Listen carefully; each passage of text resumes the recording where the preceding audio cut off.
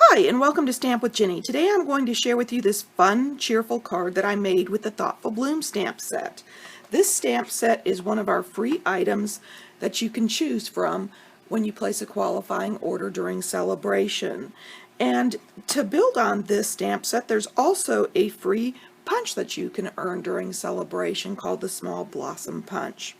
So let me set this aside and we can get started. Okay, I am going to start with our Call Me Clover in color here, and I am going to stamp that in the center of my Whisper White cardstock. This is photopolymer, so I like to count to 3 before I lift that up so I get a nice solid image. And then I'm going to bring in this little leaf image and I'm going to ink it up in soft seafoam, and I am simply going to stamp a few of these leaves around the image as I would like. I am kind of figuring out where my flowers are going to go, and I'm going to be placing them at the end of these little stems, so I kind of have an idea of where I want that. And one up here. Oop, I tilted my stamp, and so I can go back over that and simply stamp again to get a full image. There we go, there's a soft seafoam. Then I'm going to bring in this line image. I hope you can see it. It goes with the leaves, and so I am going to stamp that on top of these seafoam leaves to give them some definition. I'm re-inking each time, and the photopolymers make this easy because we can see through the stamp to line things up. With a little practice, you'll be a pro at this. Okay, once I have that done, I'm ready to move on to the small flower. I'm going to be doing this in Pool Party, and I am going to be adding this, let's see, to the image. I can add it to this little stem piece here where I'm not going to be placing my larger flowers, and I can stamp these randomly also.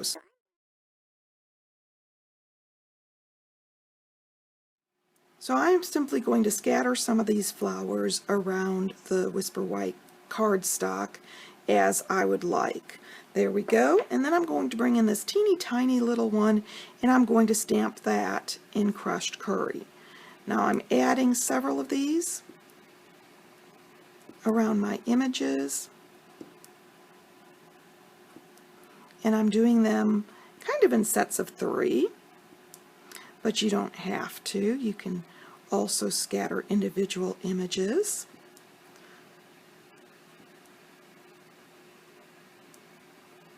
And I'm going to add one right there and a couple down here. Of course, running off the paper always makes things feel more natural. Okay, now that I've got that done, I'm getting ready to stamp the large flowers here. Okay, I've brought in a small strip of Whisper White cardstock, and I want to pay attention to the direction of my punch. So I want to make sure 2 of these petals are across the bottom, and I am going to start by stamping. I'm going to do this in Flirty Flamingo first, and I need 5 of these because I want an odd number on my card front. And then I'm going to bring in this lovely lipstick, and I'm going to line that up and place it in the center of my flowers. And once again, this works really well because this is a photopolymer set and you can see through it. Okay, with the camera in the way, I'm a little off, but you get the idea. So at this point, we are going to punch these out using the punch simply by lining it up and punching. Now I like to do this upside down because it allows me to see the image that I've stamped, and of course stamping first always gives you a little more control. And the final one here, there we go. So now I'm ready to stamp my sentiment piece.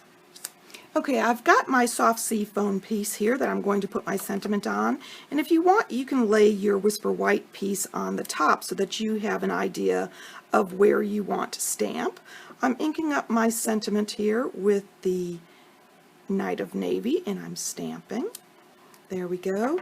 I'm going to remove that and put that out of the way so I can line up this beautiful interlocking image. There we go. And I've got my sentiment piece done, and I'm ready to start building my card front. So let me show you that. Okay, the first thing I'm going to do is start by adhering my panel onto my soft sea foam. And I'm going to line that up here and adhere it down. Okay, I'm going to take my ribbon now and I'm going to place it around this layered piece of cardstock.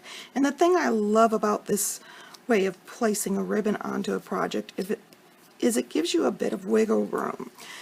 You can move the ribbon around the project because it's not attached to the back. But if you're not happy with it, you can slide it off and do it again. So let me tighten that up a little bit here and pull. There we go. I can trim this ribbon piece off. And this over here. And now, as I said, I can take this ribbon and I can move it around this piece of cardstock. I can bow this up and turn it, since I got a little bit of a twist, and then place the ribbon where I'd like it. There we go.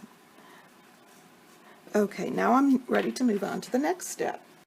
So I am going to bring in my Flirty Flamingo cardstock and my Call Me Clover base, and I am going to fold that in half and use my bone folder to make that nice and tight. And then I'm going to adhere this to the card front, centering it as I'd like. There we go. And I can flip this over and add some dimensionals. And if you noticed, I placed a dimensional here on the ribbon itself so that it'll hold it where I want it. So you want to make sure before you add the dimensionals is exactly where you want it to be. And I am ready to flip this over and adhere it to my card front. Okay, now that I have those done, I'm ready to start adding my flowers. So I'm going to flip these over and add a mini dimensional to the center.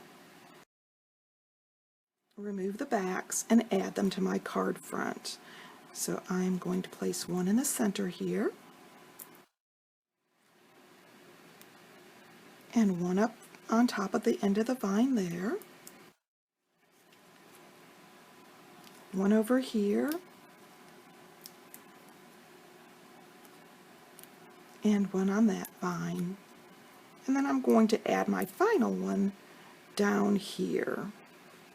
Let's see. There we go. And the last step is going to be taking my Take Your Pick tool and my little rhinestones and adding a rhinestone in the center of each one of these flowers. There we go. It's that quick and easy. So I've got this lovely card. Let me show you the original again. If you'd like any of these products, feel free to stop by my online store. You can get there from my blog, Stamp with Jini. And of course, if you don't already have a local demonstrator and would like one of our Sale-a-bration brochures and January-June mini catalog, email me your name, address, and phone number, and I'll be happy to mail you one. Thanks for joining me.